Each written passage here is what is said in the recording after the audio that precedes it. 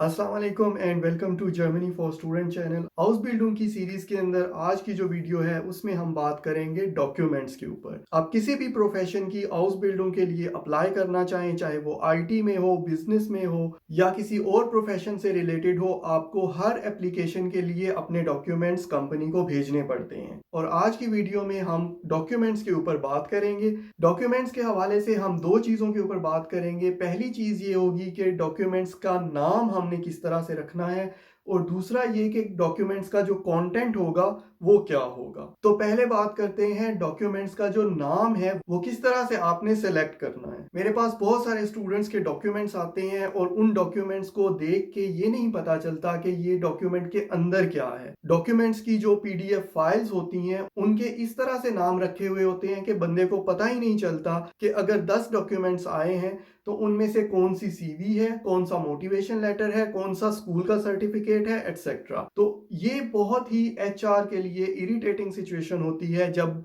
आपके 5, 7 या 10 डॉक्यूमेंट्स हों और उनमें पता ही ना चले कि इस डॉक्यूमेंट को अगर मैं खोलूंगा तो उसमें आगे सीवी होगी या उसके अंदर मोटिवेशन लेटर होगा या उसके अंदर कोई सर्टिफिकेट होगा। तो इसलिए ये बहुत इंपॉर्टेंट है कि जब आप डॉक्यूमेंट की फाइल को सेव करें तो उसको उसके नाम के साथ सेव करें। जैसे सीवी है तो उसको आप जर्मन लैंग्वेज में लेबन्सलाउफ लिख सकते हैं। अगर आपका मोटिवेशन लेटर है तो उसके लिए आप अनश्राइबन का वर्ड यूज कर सकते हैं। और इसी तरह आपके जो स्कूल के सर्टिफिकेट्स हैं उनके नाम इस तरह से होने चाहिए उन डॉक्यूमेंट्स को पढ़ने वाले के लिए पता हो कि ये डॉक्यूमेंट में क्या चीज है। आपके जो स्कूल के सर्टिफिकेट्स होते हैं उससे रिलेटेड एक बहुत इंपॉर्टेंट चीज ये है कि यहाँ पे जर्मनी में किसी बंदे को ये नहीं पता कि एफए या एफएससी या आईसीएस क्या चीज है।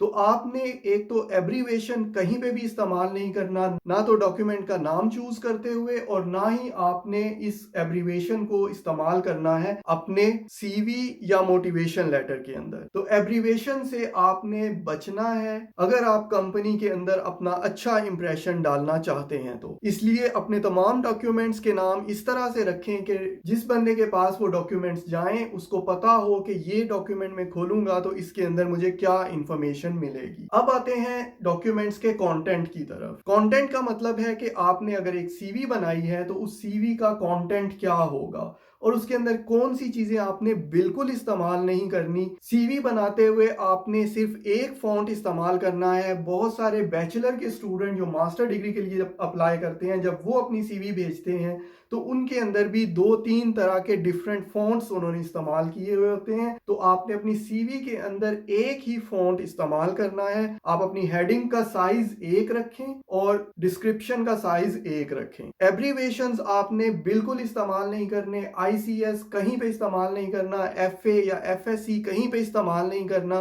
आपने पूरे नाम लिखने हैं। सेकेंडरी स्कूल सर्टिफिकेट या हायर सेकेंडरी स्कूल सर्टिफिकेट, इस तरह की जो टर्म्स हैं आपने वो इस्तेमाल करनी है, ना कि आप एफए एफएससी। सीवी के अंदर एक प्रोफेशनल फोटो भी आपका एक अच्छा इंप्रेशन डालेगी।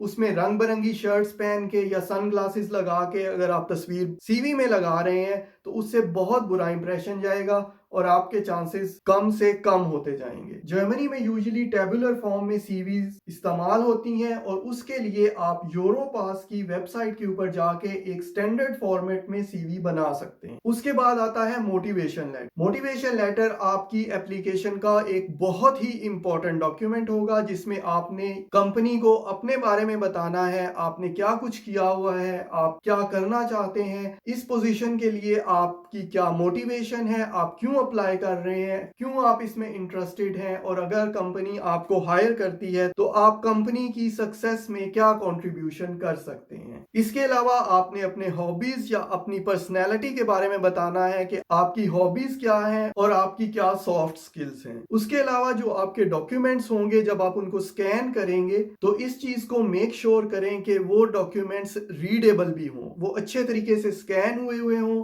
और उनको प्रॉपरली पढ़ा जा सकता हो। आपकी सीवी और मोटिवेशन लेटर जर्मन लैंग्वेज में होना चाहिए। अगर आपकी जर्मन लैंग्वेज का वो लेवल नहीं है कि आप एक प्रोफेशनल सीवी और मोटिवेशन लेटर तैयार कर सकें तो आप किसी प्रोफेशनल की जरूर हेल्प लें, क्योंकि ये डॉक्यूमेंट्स आपका पहला इंप्रेशन होंगे और अगर आपका पहला इंप्रेशन ठीक ना हुआ तो आप अगली स्टेजेस पर जा ही नहीं सकेंगे। इसलिए इस चीज के ऊपर या तो खुद आप अपना टाइम स्पेंड करें या फिर आप कोई प्रोफेशनल सर्विस हायर करें जो आपके डॉक्यूमेंट्स को एक प्रेजेंटेबल फॉर्म में लेके आए और इस बात को मेक श्योर करें कि डॉक्यूमेंट्स में कमी की वजह से आप इस दौड़ से बाहर ना हो। इस सिलसिले में अगर आपको जर्मनी फॉर स्टूडेंट्स की सर्विसेज चाहिए तो आप मुझे कांटेक्ट कर सकते हैं, क्योंकि हर हाउस बिल्डिंग के लिए जर्मन लैंग्वेज चाहिए भी और इम्पोर्टेंट भी है। तो आप अपने जर्मन लैंग्वेज के सर्टिफिकेट को जरूर अपनी एप्लीकेशन के अंदर इंक्लूड करें। उसके अलावा अगर आपने किसी प्रोफेशनल कोर्स में हिस्सा लिया हुआ है या फिर आपने कोई ऐसा डिप्लोमा या ट्रेनिंग की हुई है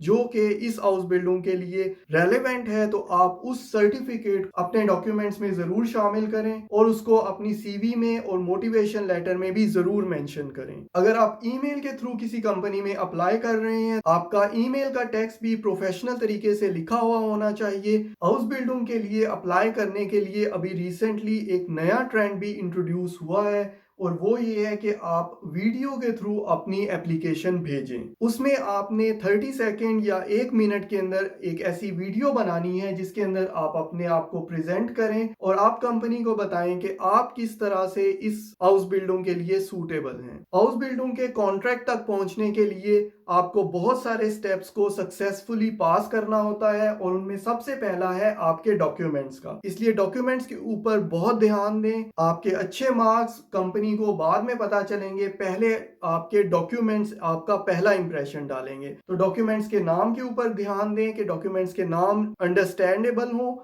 और दूसरा जो डॉक्यूमेंट्स का कंटेंट है वो भी हर डॉक्यूमेंट के हिसाब से परफेक्ट हो। अगर आपको हाउस बिल्डिंग अप्लाई करने के लिए कंपनीज में किसी प्रोफेशनल सर्विस की जरूरत है तो आप जर्मनी फॉर स्टूडेंट को जरूर कांटेक्ट करें। आई होप कि इन टिप्स की बेस के ऊपर आप अपने डॉक्यूमेंट्स को अच्छे तरीके से प्रेजेंट कर सकते हैं। नेक्स्ट वीडियो में हम हाउस बिल्डिंग के हवाले से किसी और टॉपिक के ऊपर बात करेंगे। तब तक अल्लाह हाफिज।